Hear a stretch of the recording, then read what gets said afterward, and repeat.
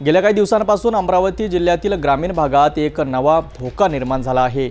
गोंड वाघोली, कुणबी वाघोली आणि पायवीर या गावांमध्ये पट्टेदार वाघाच्या दर्शनाने आधीच भीतीचे वातावरण निर्माण झाले असताना आता थेट जवलापूर परिसरातही वाघ किंवा बिबट्याचे ठसे आढळून आले आहेत। हा नक्की वाघ आहे की बिबट यावर प्रश्नचिन्ह कायम आहे। मात्र या हिंसक प्राण्यामुळे संपूर्ण परिसरातील नागरिक दहशतीखाली आले आहेत। चला जाणून घेऊया याबद्दल सविस्तर रिपोर्ट। अमरावती जिल्ह्याला लागून असलेल्या गोंड वाघोली, कुणबी वाघोली आणि पायवीर या परिसरात गेल्या काही दिवसांपासून पट्टेदार वाघाच्या दर्शनाने मोठी खळबळ उडाली होती। स्थानिकांनी वाघ पाहिल्याचा दावा केला होता, तर काही पाळीव जनावरांवर हल्ले झाल्याचेही समोर आले होते। या घटनेची माहिती मिळताच वन विभागाची टीम पायवीर येथील शेतात पोहोचली। त्यांनी केलेल्या तपासणीत जमिनीवर पावलांचे ठसे आढळले। वन विभागाच्या म्हणण्यानुसार हे ठसे वाघाचे नसून बिबट्याचे आहेत।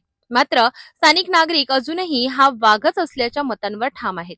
ही चर्चा सुरू असतानाच आता पत्रोड हद्दीतील जवलापूर शिवारातही असेच ठसे सापडल्याने परिसरातील भीती आणखी वाढली आहे। जवलापूर येथील पोलीस पाटील यांनी तातडीने याची माहिती तलाठ्यांना दिली।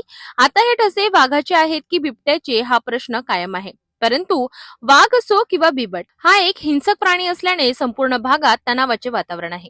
नागरिकांकडून वन विभागाला लवकरात लवकर या प्राण्याचा बंदोबस्त करण्याची मागणी जोर धरत आहे।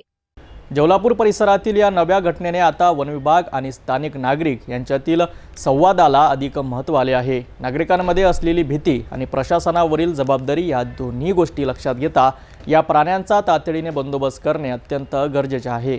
या घटनेवर वन विभाग कोणती पावले उचलतं हे पाहणं महत्त्वाचं ठरेल।